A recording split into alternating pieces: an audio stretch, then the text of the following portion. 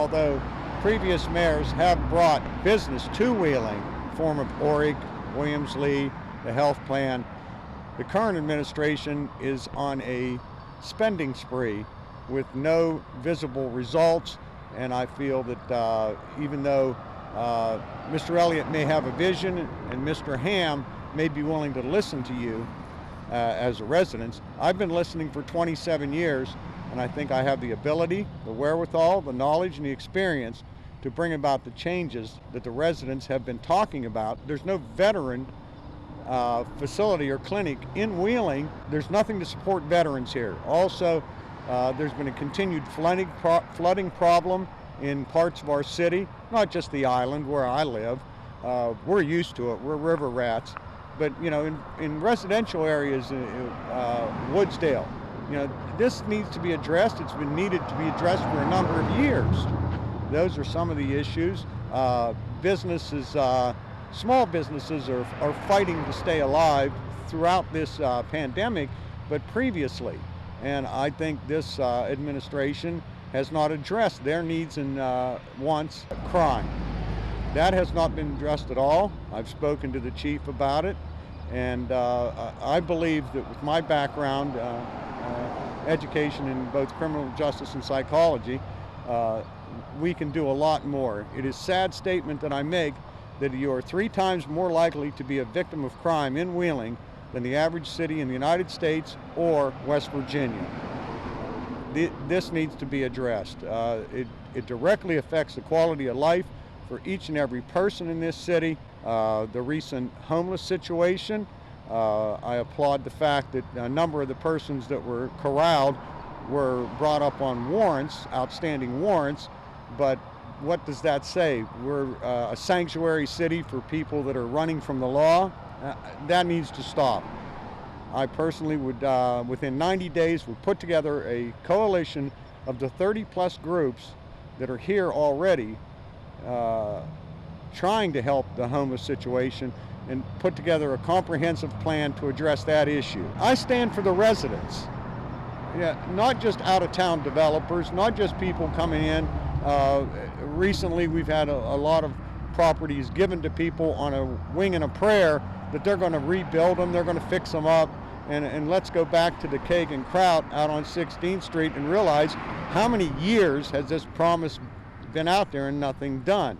I think the city could do more to bring new businesses and new ventures into town, but I think it's all going to start with cleaning up the streets, straightening out the problems that we have as a city at this point, rather than keep looking down the road saying, oh, I got a vision.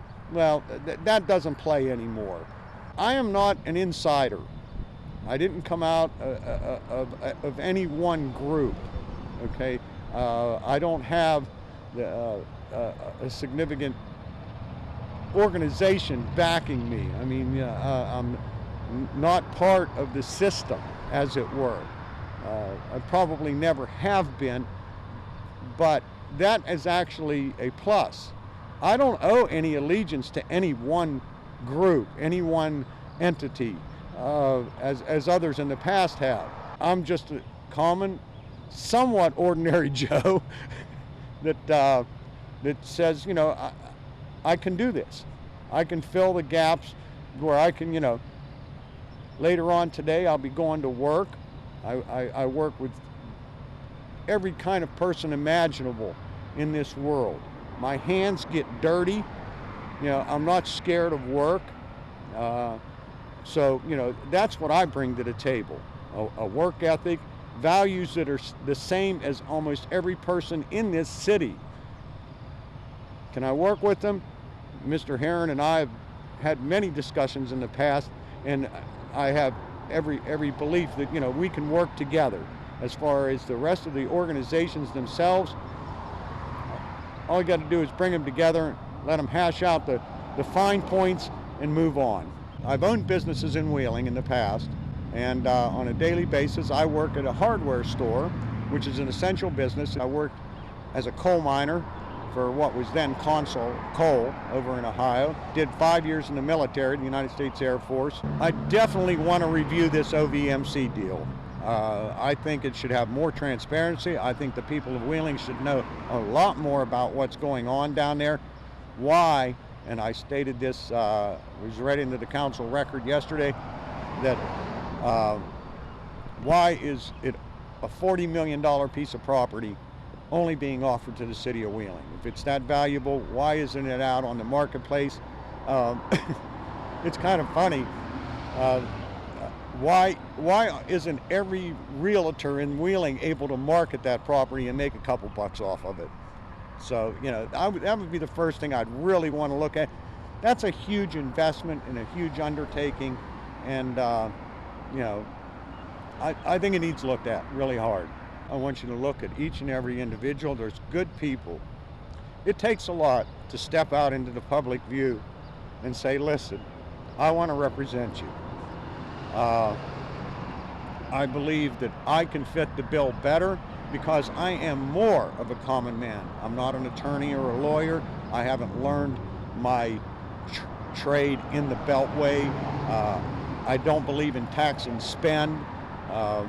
There's a lot of things that are going to be looked at, and I want people to understand that I'm willing to work, not just listen. I've been listening for 27 years.